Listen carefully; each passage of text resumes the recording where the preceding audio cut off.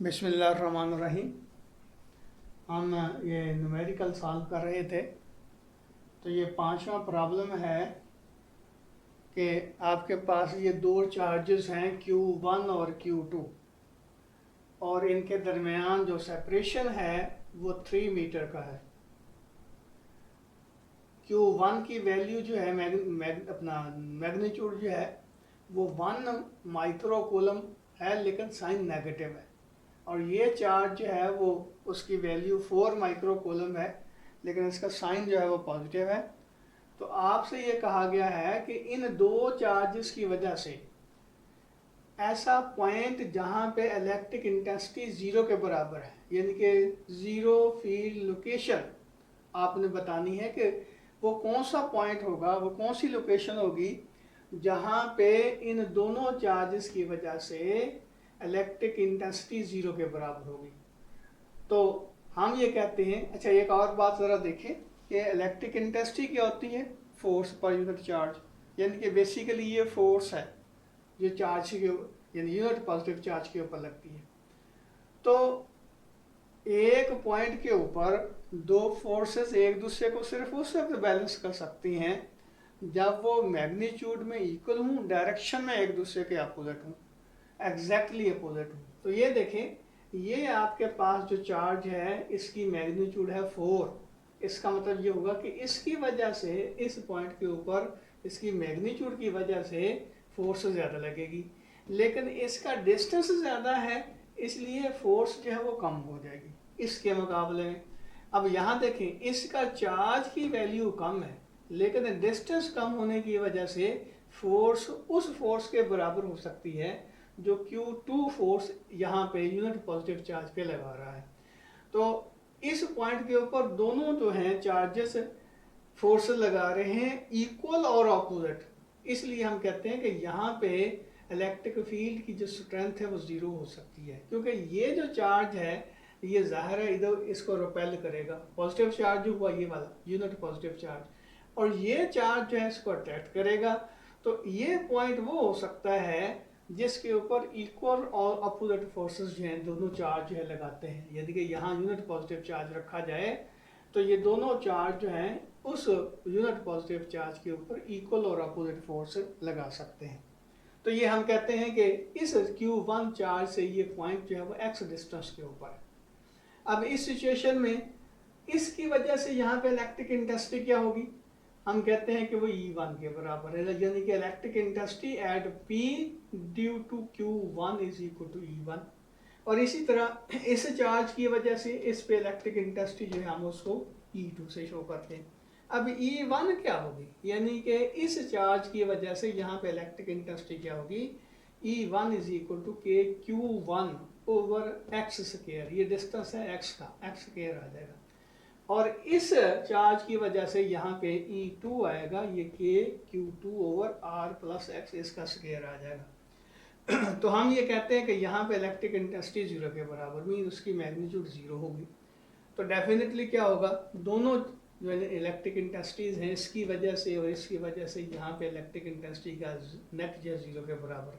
तो हम क्या करते हैं, दोनों इलेक्ट्रिक इंटेंसिटी का नेट निकाल देते हैं। अब E1 किसके बराबर होगा, याद रखें इसकी वजह से इलेक्ट्रिक इंटेंसिटी की डायरेक्शन ये होगी, इसकी वजह से इलेक्ट्रिक इंटेंसिटी की डायरेक्शन ये होगी।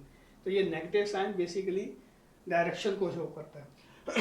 तो ये के Q1 ओवर एक्स स्क्वायर, के Q1 ओवर एक्स स्क्वायर, और k Q2 over x r plus x square, यहाँ 10 पावर -6 आ जाएगा, यहाँ भी 10 पावर -6 आ जाएगा। अब ये देखें कि यहाँ 4 इंटू 10 पावर -6 के, और ये आ जाएगा 1 इंटू 10 पावर -6 के, ये के ये वाला, ये कॉलम्स कांस्टेंट। तो इसका क्या मतलब हुआ, इतना हिस्सा जो है ये वाला हिस्सा और ये वाला हिस्सा एक दूसरे को कैंसिल कर देगा, बाकी आपके पास क्या बचेगा, 4 ओवर आर प्लस एक्स इसका square is equal to 1 over x square. तो हम क्या करते हैं, इसको दूसरी तरफ ले जाते हैं, तो ये आ जाएगा आर प्लस एक्स इसका स्क्वायर ओवर एक्स स्क्वायर। और ये किसके बराबर हो जाएगा 4 के, यानी कि ये टर्म इधर ले जाते हैं, दोनों तरफ का अंडरूट लेते हैं तो ये 4 का √2 के बराबर आ गया और इसका स्क्वायर जो है वो कैंसिल हो गया। अब इसको यूँ भी लिखा जा सकता है r/x प्लस x/x, तो r/x plus 1 is equal to 2 आ गया। तो इसका क्या मतलब हुआ, r/x जो है वो 2 माइनस 1 के बराबर हुआ, यानी कि 1 आ गया। तो इसका क्या मतलब हुआ, r/x 1 के बराबर है तो r(x) के इक्वल हो जाएगा। अब हमें ये पता है, दिया गया है कि r जो है वो 3 मीटर है, इसका मतलब ये x जो होगा ये भी 3 मीटर होगा, यानी कि Q1 से 3 मीटर के फासले के ऊपर उसी स्ट्रेट लाइन में एक ऐसा पॉइंट आएगा जहाँ पे इलेक्ट्रिक इंटेंसिटी 0 के बराबर होगी। अब अगला न्यूमेरिकल है कि एक ऑब्जेक्ट है, उसका मास जो है 1 × 10⁻⁶ किलोग्राम है और इसके ऊपर जो चार्ज है वो 1 माइक्रो कूलम का है और ये दो प्लेट्स के अंदर सस्पेंडेड है। जाहिर है इसके ऊपर ग्रेविटेशनल फोर्स नीचे की तरफ लग रही है, इलेक्ट्रोस्टैटिक फोर्स ऊपर की तरफ लग रही है। तो कहता है कि इनके दरमियान, यानी प्लेट्स के दरमियान जो इलेक्ट्रिक फील्ड की स्ट्रेंथ है, इलेक्ट्रिक इंटेंसिटी है, वो कितनी होगी, जबकि इनका सेपरेशन भी दिया हुआ है। तो ये देखें यहाँ पे ये चार्ज सस्पेंड है, इसका मतलब ये हुआ कि इसका वेट और इलेक्ट्रोस्टैटिक फोर्स मैग्नीट्यूड में इक्वल है, डायरेक्शन में एक दूसरे के अपोजिट है। तो मैग्नीट्यूड में इक्वल होने का क्या मतलब हुआ, Fe जो है वो QE के बराबर होता है और W जो है mg के बराबर होता है। तो QE जो है वो mg आ गया, तो E किसके बराबर आ गया, mg/q, mg/q, तो ये आपस में कैंसिल हो जाएंगे, तो E आपके पास आ जाएगा 9.8 न्यूटन पर कूलम। या हम ऐसे एक और बात ध्यान में रखें कि इनके दरमियान पोटेंशियल का डिफरेंस जो है वो भी मालूम किया जा सकता है, क्योंकि आपको पता है कि V जो है वो E और D के प्रोडक्ट के बराबर होता है। तो E आपके पास गिवन है, D ये है, इसको मल्टीप्लाई करेंगे तो डेल्टा V की वैल्यू भी आपके पास आ जाएगी। चलो मैं कर देता हूँ, ये आ जाएगा 9.8 और इनके E इंटू D है 0.1, ये 0.1 मीटर बन गया, 10 सेंटीमीटर, 100 से डिवाइड कर दे तो ये मल्टीप्लाई बाय 0.1 आ जाएगा। 0.98 वोल्ट का पोटेंशियल का डिफरेंस आएगा दो प्लेट्स के दरमियान। अब अगला क्वेश्चन है न्यूमेरिकल कि एक पार्टिकल है जिसके ऊपर चार्ज जो है उतना है जितना 20 इलेक्ट्रॉन्स का होता है। तो Q जो है आपको पता है कि NE के बराबर है, N जो है वो 20 है, E चार्ज ऑन इलेक्ट्रॉन है, तो Q आपके पास आ गया 20E। अब कहता है कि उसको दो पॉइंट्स के दरमियान हमने ड्रॉप करना है जिसका पोटेंशियल का डिफरेंस, मीन दो पॉइंट्स का पोटेंशियल का डिफरेंस जो है वो 100 वोल्ट के बराबर है। तो उन दो पॉइंट्स के दरमियान ये चार्ज पार्टिकल जो है कितनी एनर्जी एक्वायर करेगा। तो हमें पता है कि काइनेटिक एनर्जी जो है वो पोटेंशियल एनर्जी के बराबर होती है और वो Q और V के प्रोडक्ट के बराबर होती है। अब Q जो है वो 20E के बराबर है और वही V जो है 100 वोल्ट है। तो E और V को अलग कर दें तो ये 20 और ये 100 आ जाएगा। तो ऐसा हम कह सकते हैं 2 × 10⁻³ इलेक्ट्रॉन वोल्ट, या कह सकते हैं 2 किलो इलेक्ट्रॉन वोल्ट।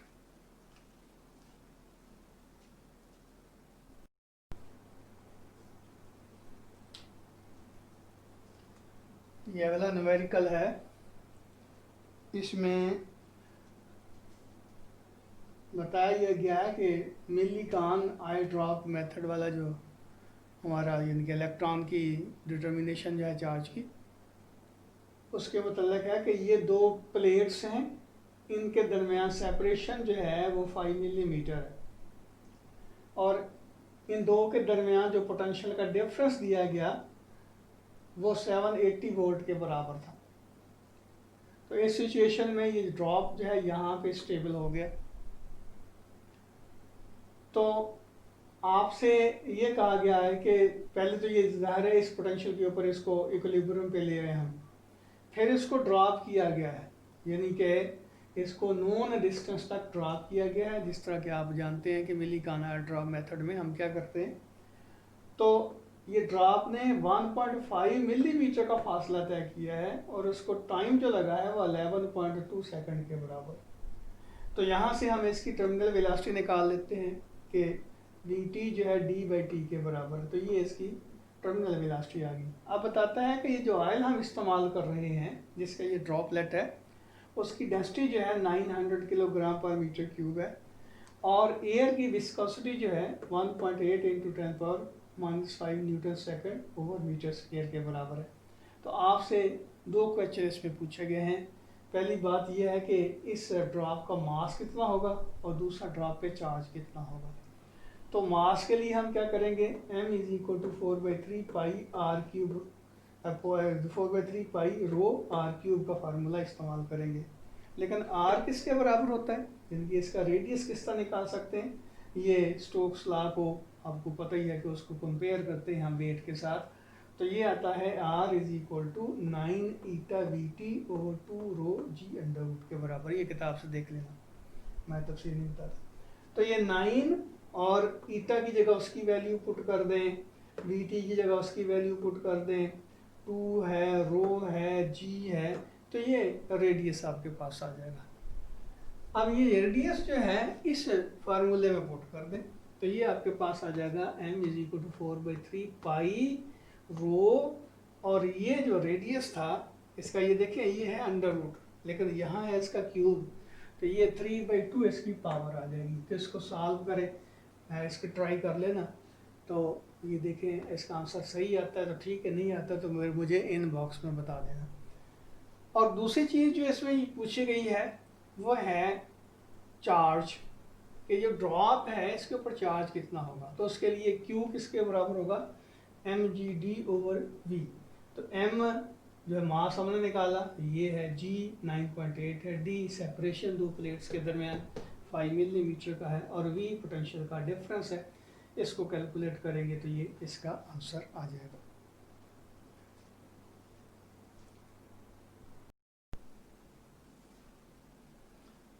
ये अगला न्यूमेरिकल है कि ये आपके पास दो पैरेलल प्लेट्स हैं,